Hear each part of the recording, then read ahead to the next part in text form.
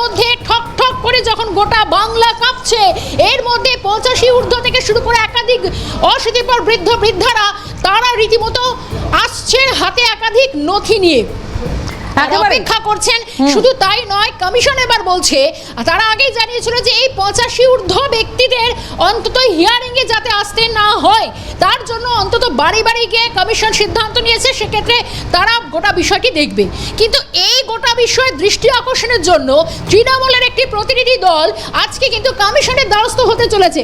সঞ্চারী, একদমই সেই প্রশ্নই উঠছে এবং একাধিক সেই দাবি নিয়ে কিন্তু তৃণমূলের প্রতিনিধি দল তারা কমিশনে যাবেন। কিন্তু 85 ঊর্ধ্ব প্রথমেই কমিশনের তরফ থেকে বলা হয়েছিল যারা 85 ঊর্ধ্ব তাদের বাড়ি বাড়ি গিয়ে শুনানি হবে, কিন্তু তারপর যে ছবি আমরা দেখতে পেয়েছি, কারণ আজকে শুনানির তৃতীয় দিন, সেই তৃতীয় দিনে যে ছবি সামনে আসছে, যেমনটা শর্মিষ্ঠা বলছিল যে একাধিক বৃদ্ধকে কিন্তু আমরা দেখছি, বৃদ্ধ বা বৃদ্ধা তারা আসছেন রীতিমতোই প্রচন্ড ঠান্ডা, ডিসেম্বরের ঠান্ডা এবং জাঁকিয়ে ঠান্ডা পড়েছে বাংলায়, সে খবরও আমরা পাচ্ছি এবং সেই ছবি আমরা দেখতে পাচ্ছি। সেখানে রীতিমতো তারা আসছেন শুনানিতে হাজিরা দিতে। লাইভে সরাসরি রয়েছেন আমাদের সঙ্গে অভিরূপা হাজরা, একটু অভিরূপার সঙ্গে কথা বলি। অভিরূপা, শুনানি শুরু হয়ে গিয়েছে, কিন্তু সেখানে প্রশ্ন যেখানে উঠছে যে বৃদ্ধ বৃদ্ধা যারা, তাদের শুনানিতে ডাক, এবং এক্ষেত্রে এমনও দেখা গিয়েছে যারা একেবারেই অথর্ব, যাদের পক্ষে বিছানা থেকে ওঠা বা বাড়ি থেকে বেরোনো সম্ভব হচ্ছে না, সেই সমস্ত বৃদ্ধ বৃদ্ধাদেরও কিন্তু বাড়ির লোক ধরে নিয়ে আসছেন শুধুমাত্র তাদের শুনানিতে ডাকা হয়েছে বলে।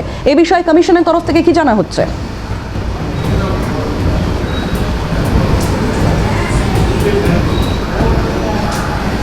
দেখো, আমি এই মুহূর্তে লেক স্কুল ফর গার্লসে দাঁড়িয়ে রয়েছি, সকাল থেকেই দাঁড়িয়ে রয়েছি। এখনও পর্যন্ত হিয়ারিং পর্ব শুরু হয়ে গিয়েছে।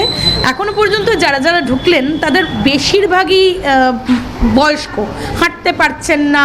অনেক সময় এটা হচ্ছে যে বলা হয়েছিল কমিশনের পক্ষ থেকে 85 হয়ে গেলে, অর্থাৎ তোমার বয়স যদি 85 এক মাস হয় তাহলে তোমার বাড়িতে কমিশনের টিম যাবে এবং হিয়ারিং করবে।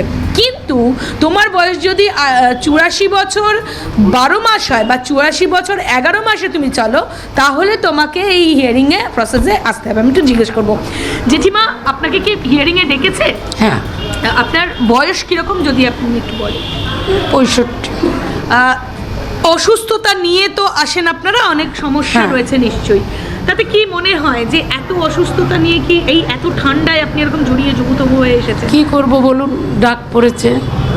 হিয়ারিং না থাকলে কি আপনি বাড়ি থেকে বেরোতেন আজকে এই সময়? না, সেটা তো দরকার না হলে। এসে গেছে একবার, আজকে আবার ডেকে পাঠিয়েছে 12টার মধ্যে আসতে। এর আগে একবার এসেছেন? হ্যাঁ। কেন খোঁজ নিতে? ডেকে পাঠিয়েছে ফোন করে, কি কাগজপত্র আবার নিয়ে এসে ডবল করে। আচ্ছা, আবার আপনি এলেন? হ্যাঁ, আবার এলাম। এটা তো হ্যারাসমেন্ট হচ্ছে। একবার ডবল করা হয়েছে, আবার করা হয়েছে, ভুল হয়েছে, আবার ডেকে পাঠিয়েছেন 12টার মধ্যে আসুন, এই এসছে আর কি।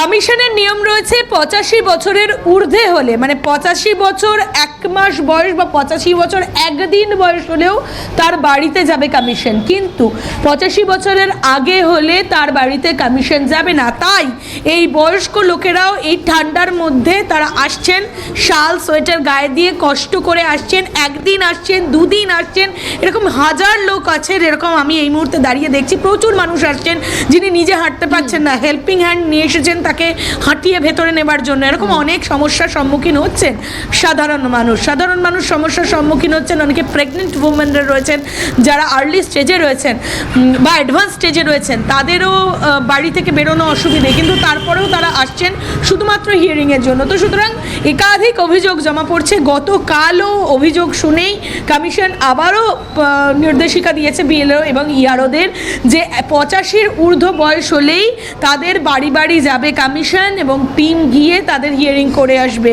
85-র নিচে বয়স হলে তারা যেতে পারবেন না, বা যারা 85-র নিচে যাদের যেসব ভোটারদের, তাদেরকে এই সরকারি জায়গায় এসে হিয়ারিং করাতে হবে, এমনটাই কমিশন সূত্রের খবর।